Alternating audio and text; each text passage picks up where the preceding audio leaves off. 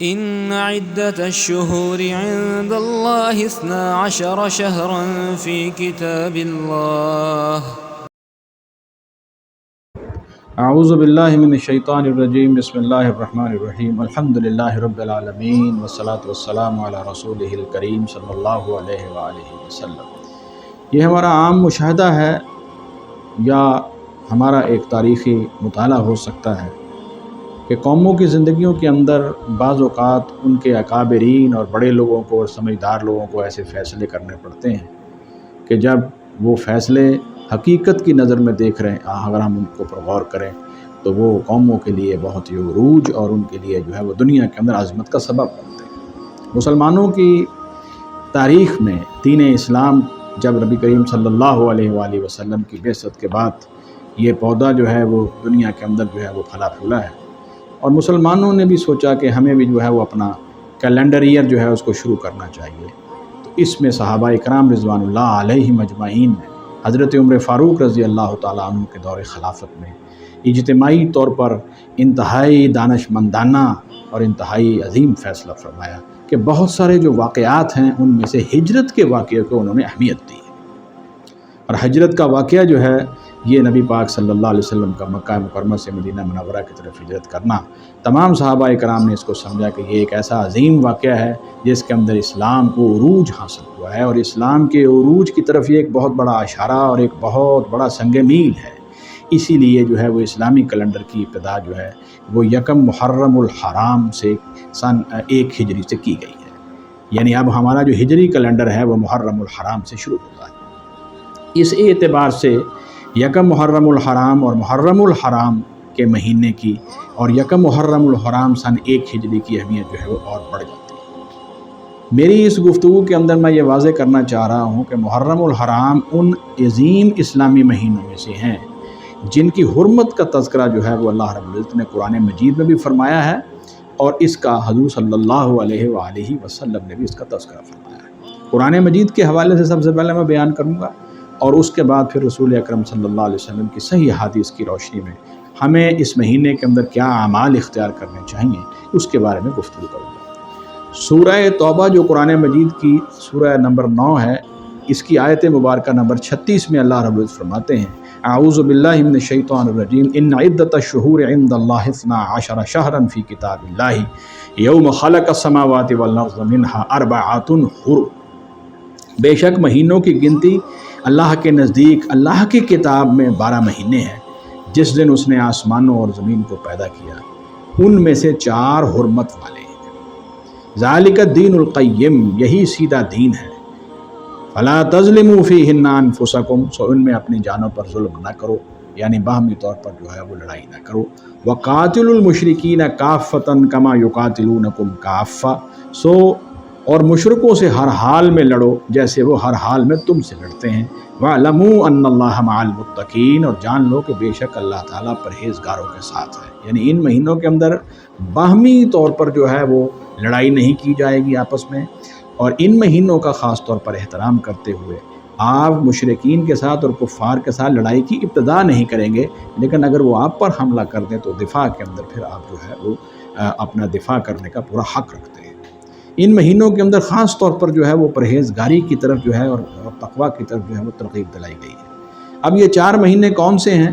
ان مہینوں کے بارے میں حضور صلی اللہ علیہ وآلہ وسلم نے صحیح بخاری شریف اور مسلم شریف کے اندر متفق علیہ روایت ہے کہ نبی صلی اللہ علیہ وسلم نے آخری حج کے موقع پر قربانی والے دن یعنی 10 ذی الحجہ کو یوم النحر کو خطبہ ارشاد فرمایا۔ یہ بات لوگوں کو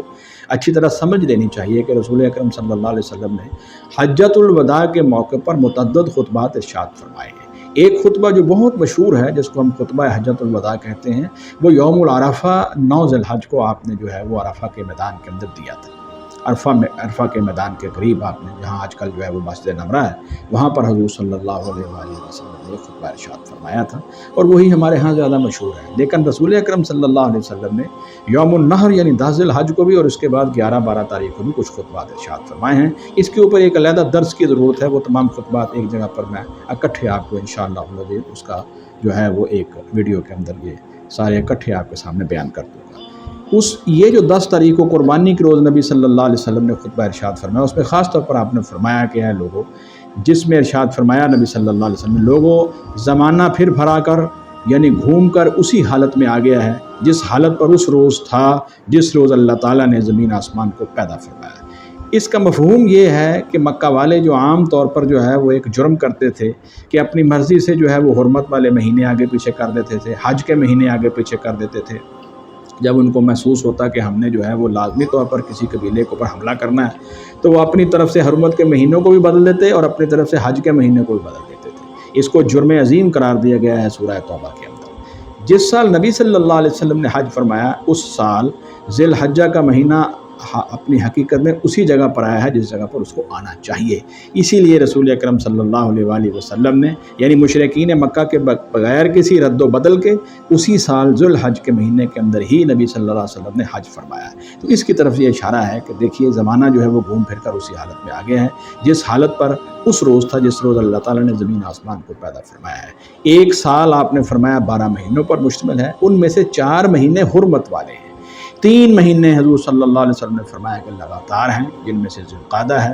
ذو الحجہ ہے اور محرم الحرام ہے۔ اور ایک قبیلہ آپ نے فرمایا کہ وہ مضر کا رجب ہے، یعنی یہ مضر قبیلہ جو ہے یہ رجب کے مہینے کا احترام کرتا تھا، تو اس لیے اس کو جو ہے وہ رجب مضر کہا جاتا ہے، یعنی رجب کا مہینہ جو ہے وہ مضر قبیلہ جو ہے اس کے مطابق جو اس کی حرمت کا وہ خیال رکھتے تھے، وہ خاص طور پر آپ نے اس کو شامل فرمایا اور اس کی وضاحت کی ہے کہ یہ مہینہ جمادی الثانی اور شعبان کے درمیان پڑتا ہے۔ اس سے یہ بات بھی واضح ہوتی ہے کہ یہ جو چوتھا مہینہ تھا اس کے بارے میں اہل عرب کا کوئی اختلاف تھا، لیکن جو مضر قبیلے والے جس رجب کو احترام کی نظر میں دیکھتے تھے، حقیقت میں وہ چوتھا مہینہ ہے اور وہ جمادی الثانی اور شعبان کے درمیان پڑتا ہے۔ یہ خطبہ تو بہت لمبا ہے، اس خطبے کی ابتدائی حصے کو میں نے آپ کے سامنے بیان کر دیا ہے تاکہ آپ کو واضح ہو جائے کہ نبی صلی اللہ علیہ وآلہ وسلم نے سورہ توبہ کی اس آیت مبارکہ کی حقیقت میں تفسیر فرمائی ہے، تشریح فرمائی ہے کہ یہ 4 مہینے جو ہیں وہ ذو القعدہ، ذو الحجہ، محرم اور رجب ہے جو کہ جمادی الثانی اور شعبان کے درمیان پڑتا ہے۔ ان 4 مہینوں کو اللہ رب العزت نے فرمایا ہے کہ جب سے میں نے زمین اور آسمان کو پیدا فرمایا ہے یہ 4 مہینے جو ہیں ان کو حرمت والے مہینے قرار دیا گیا ہے۔ تو محرم الحرام جو ہے وہ ان 4 مہینوں میں سے ایک ہے۔ اب میں آپ کے سامنے نبی کریم صلی اللہ علیہ وآلہ وسلم کے کچھ ارشادات رکھتا ہوں جس میں محرم الحرام جو ہے اس کی فضیلت ثابت ہوتی ہے۔ صحیح مسلم میں حضرت ابو ہریرہ رضی اللہ تعالی عنہ جو ہے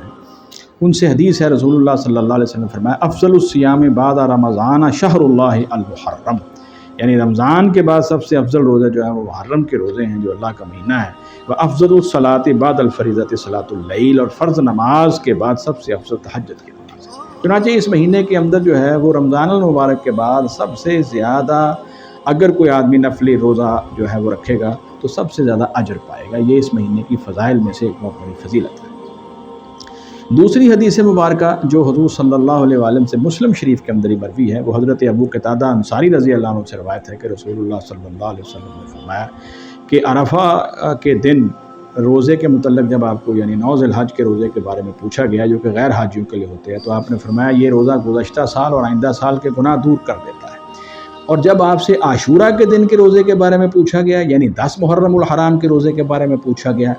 تو آپ صلی اللہ علیہ وآلہ وسلم نے فرمایا یہ گزشتہ 1 سال کے گناہ کو دور کر دیتا ہے۔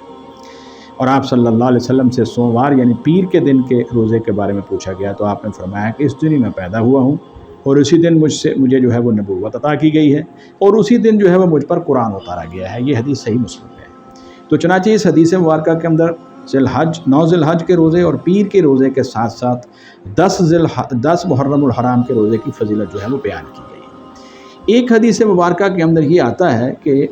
آپ 10 محرم الحرام کے روزے کے ساتھ ایک روزہ بڑھا دیں گے تاکہ یہود جو ہیں ان کی مخالفت ہو جائے، کیونکہ یہود جو ہیں وہ روزہ 10 محرم الحرام کا رکھتے تھے۔ جب نبی صلی اللہ علیہ وسلم مدینہ منورہ تشریف لائے تو یہود جو ہیں وہ 10 محرم الحرام کا روزہ رکھتے تھے، تو حضور صلی اللہ علیہ وسلم نے فرمایا کہ یہود یہ روزہ کیوں رکھتے ہیں؟ تو بعض یہودیوں نے اس کا جواب یہ دیا کہ اس دن جو ہے وہ حضرت موسیٰ علیہ السلام کو فرعون اور فرعون کی فوجوں سے اللہ تعالیٰ نے نجات عطا فرمائی تھی۔ تو حضور صلی اللہ علیہ وسلم نے فرمایا کہ یہ ہماری نسبت تو اپنے نبی بھائی حضرت موسیٰ علیہ السلام سے تم سے زیادہ ہے، اس لیے ہم بھی جو ہے وہ 10 محرم الحرام کا روزہ رکھیں گے۔ لیکن آپ نے ساتھ ارشاد یہ فرمایا کہ ان کی مخالفت کرتے ہوئے جو ہے وہ آپ ایک روزہ ساتھ بڑھا دیں گے۔ یعنی ہم لوگ جو ہیں وہ حضرت موسیٰ علیہ السلام کے ساتھ جو ہے وہ اس عظمت میں شریک ہیں، لیکن یہودیوں کے ساتھ ہماری مشابہت نہ ہو تو آپ نے اس کے ساتھ ایک روزہ بڑھا دیا ہے۔ اس روزہ مبارک کے اس اگلے روزے کے بارے میں جو ہے وہ یہ حدیث مسلم شریف کے اندر ہے، میں پہلے وہ حدیث آپ کو سنا دوں پھر بعد میں اس کا مفہوم بھی سمجھا دیتا ہوں۔ حضرت عبداللہ ابن عباس رضی اللہ عنہ فرماتے ہیں کہ رسول اللہ صلی اللہ علیہ وسلم نے عاشورہ یعنی 10 محرم کو روزہ رکھا اور لوگوں کو بھی رکھنے کا حکم دیا۔ لوگوں نے عرض کیا یا رسول اللہ صلی اللہ علیہ وسلم 10 محرم تو یہود و نصارہ کے نزدیک بڑی عظمت کا دن ہے، اس کو مسلم شریف نے بیان کیا ہے۔ آپ صلی اللہ علیہ وسلم نے فرمایا اچھا آئندہ سال ہم انشاءاللہ 9 محرم کا روزہ بھی رکھیں گے، لیکن آئندہ سال آنے سے پہلے ہی رسول اللہ صلی اللہ علیہ وسلم اس دنیا سے رخصت ہو گئے۔ اب اس حدیث مبارکہ کی روشنی کے اندر لوگ جو ہیں وہ 2 حصوں میں بٹ گئے۔ بعض علماء اکرام کا خیال ہے کہ پہلے 10 محرم الحرام کا روزہ حضور صلی اللہ علیہ وسلم رکھتے تھے، لیکن جب صحابہ کرام رضوان اللہ علیہ مجمعین نے خاص طور پر آپ سے پوچھا کہ یہ 10 محرم تو یہود و نصارہ کے نزدیک بڑی عظمت کا دن ہے، تو نبی صلی اللہ علیہ وسلم نے فرمایا کہ آئندہ سال جو ہے وہ ہم انشاءاللہ 9 محرم کا روزہ رکھیں گے۔ تو انہوں نے فرمایا کہ یہ 10 محرم کی جگہ پر حضور صلی اللہ علیہ وسلم نے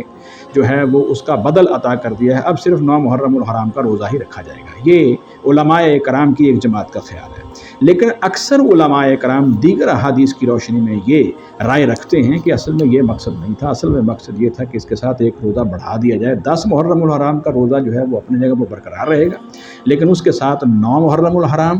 یا 11 محرم الحرام کا ایک روزہ بڑھا دیا جائے گا، تاکہ یہود کے ساتھ جو ہے وہ مشابہت نہ ہو۔ میری رائے بھی اس سلسلے میں یہی ہے کہ انسان کو اگر روزہ رکھنا ہے تو پھر 2 روزے رکھے، 9 یا 10 محرم الحرام کا روزہ رکھے، یا پھر 10 اور 11 محرم الحرام کا روزہ رکھے۔ بہرحال یہ روزے جو ہیں محرم الحرام کے اور یہ جو 9 اور 10 محرم الحرام کے روزے ہیں یہ نفل روزے ہیں، یہ رمضان المبارک کی فرضیت کے بعد ان کی حیثیت جو ہے وہ نفلی ہو گئی ہے۔ اچھا بعض حضرات جو ہیں وہ یہ کہتے ہیں کہ یہ جو ہے وہ روزہ اب ختم ہو گیا ہے، اس لیے کہ جو عبید اللہ ابن زیاد تھا اس نے حضرت حسین رضی اللہ عنہ کی شہادت کے اوپر خوشی مناتے ہوئے جو ہے وہ روزہ رکھا تھا 10 محرم الحرام کا۔ اللہ کے بندو،